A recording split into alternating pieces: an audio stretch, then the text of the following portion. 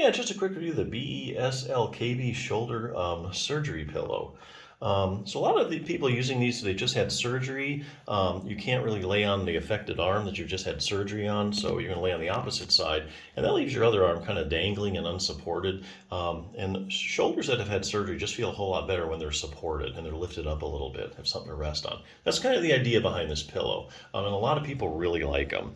But the other way you can use, there's also a lot of people that are side sleepers, and if you're looking for a good pillow just to throw under your arm, I think this is also another good choice for that. There's a couple things I really like about this pillow. You can use it with a sling. So if you have a sling and you still need a little bit more support, you can actually throw one under there. So it does work with a sling, so don't worry about that. The other thing I like about this one is that it's really machine washable, which is really kind of a big deal because if you use these things day in and day out, sometimes you're using these things at least a couple weeks after surgery, and sometimes you like it so much you just keep using it if you're a side sleeper. You're going to want to be able to wash the thing. So that actually is a really good selling point. And this one is machine washable, so that's one thing I really like about it.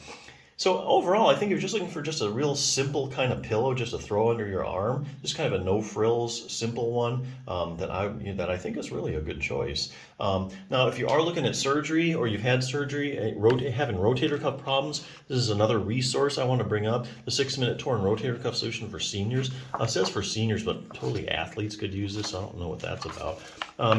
Just real briefly, some stuff you might want to know exercise-wise. Starts out with some anatomy. If you're a real visual learner, there's lots of pictures. It's not really boring. A good question and answer section.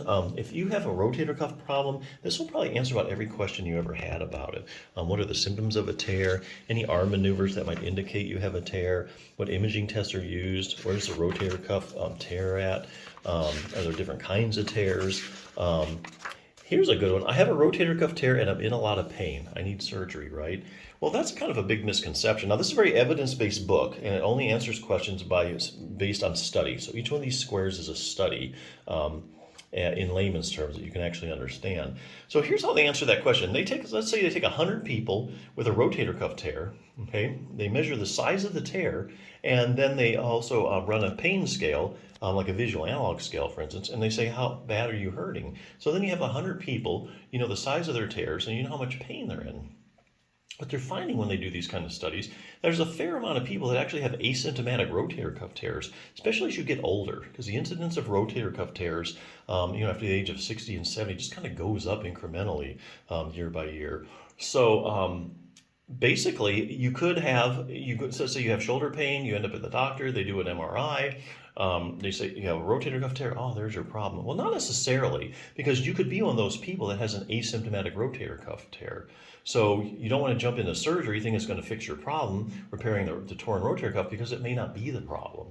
So it's always good to investigate other issues first and iron those out. Make sure there aren't other causes besides a rotator cuff.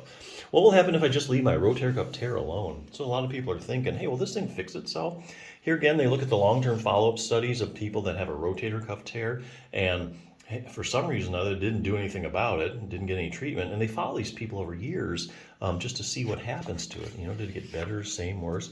Here's probably the best one. So how does exercise compare to surgery when it comes to treating my torn rotator cuff?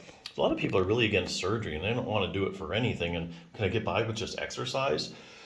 Well, to answer that question scientifically, you got to look at the randomized controlled trials. That's the highest form of proof in medicine that a treatment's actually effective. So that would be a study, say they take 100 people with a torn rotator cuff. 50 they randomly assign to surgery, the other 50 they randomly assign to a good exercise program. Then you follow them over time, So let's say in a year, 2 years, who did better? The people that had the shoulder surgery, had the rotator cuff repaired, or those people that just did exercise? So to make a long story short, the randomized control trials are showing that you're basically going to end up at the same place. So anyway, has a good exercise program, a beginning, intermediate, and advanced, and they have lots of stretching and strengthening exercises. So good resource if you have one of those. Anyway, if you're looking for a simple shoulder pillow, this is about as simple as it gets, no frills. Really like the fact that it's washable. So yeah, if you're looking for one, definitely just check it out.